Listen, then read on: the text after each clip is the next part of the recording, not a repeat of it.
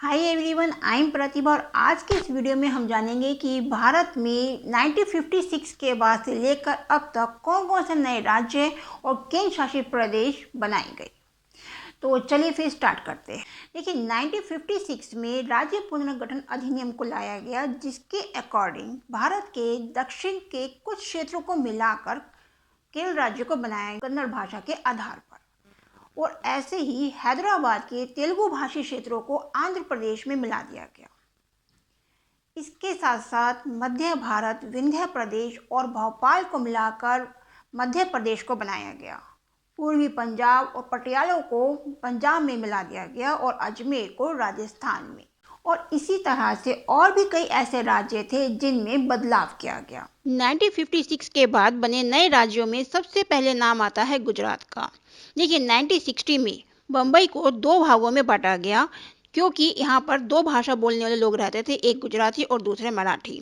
इसलिए मराठी लोगों के लिए महाराष्ट्र को बनाया गया और गुजराती लोगों के लिए गुजरात को। तो गुजरात भारत का 15वां राज्य था। इसके बाद 1961 में 10वें संविधान संशोधन अधिनियम के द्वारा संघ शासित क्षेत्र में बदला गया दादर व नगर हवेली को। 1954 से पहले यहाँ पर पुर्तगाल का शासन था।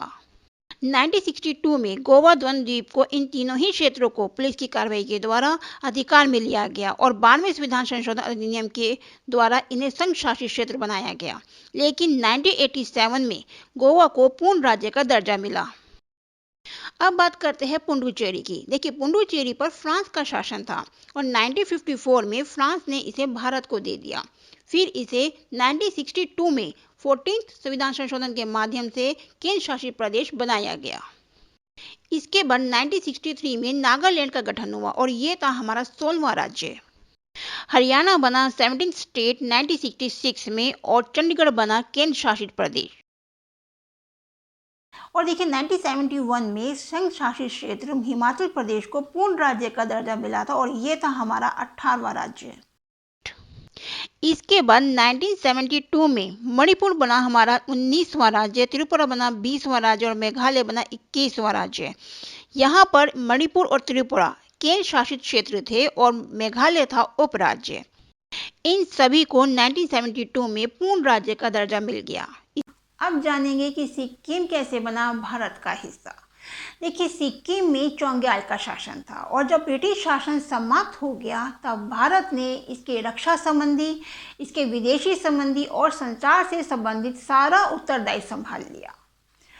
उसके बाद 1974 में सिक्किम ने भारत में मिलने की इच्छा जताई। तब संसद ने 35th संविधान संशोधन अधिनियम 1974 लागू किया, जिसके अकॉर्डिंग सिक्किम को मिला संबंधित राज्य का दर्जा। उसके बाद 1975 में जनमत कराया गया यहाँ पर और चोंग्याल शासन समाप्त हुआ और तब ये बना भारत का हिस्सा। और उसके बाद 36 संविधान संशोधन अधिनियम के द्वारा सिक्किम को मिला पूर्ण राज्य का दर्जा और ये था हमारा 22वां राज्य। इसके बाद 1987 में Mizoram 23rd state, Arunachal Pradesh 24th state और गोवा 25th स्टेट के रूप में सामने आया। 2000 में छत्तीसगढ़ को बनाया गया 26th स्टेट मध्य प्रदेश से अलग करके और उत्तराखंड को उत्तर प्रदेश से अलग करके 27th स्टेट बनाया गया। झारखंड को बिहार से अलग करके 28th स्टेट बनाया गया। और ऐसे ही 2014 में आंध्र प्रदेश से अलग करके तेलंगाना को 29th स्टेट बनाया गया। 2014 में हमारे स्टेट थे 29 और केंद्र शासित प्रदेश थे 7। इसके बाद क्या हुआ? देखिए, 5 अगस्त 2019 में जब आर्टिकल 370 35 ये हटा दिया गया तो उसके साथ ही जम्मू कश्मीर को दिया गया विशेष दर्जा भी समाप्त हो गया। इसके बाद हुआ जम्मू कश्मीर का पुनर्गठन और वो हुआ 31 अक्टूबर 2019 को। और इसके अकॉर्डिंग जम्मू कश्मीर और लद्दाख को दो अलग अलग केंद्र शासित प्रदेश बनाए गए। जम्मू और कश्मीर को विधानसभा के साथ और लद्दाख को बिना विधानसभा। अब राज्यों की संख्या होगी 28 और केंद्र शासित प्रदेश हो गए 9। 26 जनवरी 2020 को दादर व नगर हवेली को द्वीप में मिला दिया गया और अब हमारे केंद्र शासित प्रदेश हो गए 8। इस तरह से प्रेजेंट टाइम में है स्टेट 28 और केंद्र शासित प्रदेश है 1।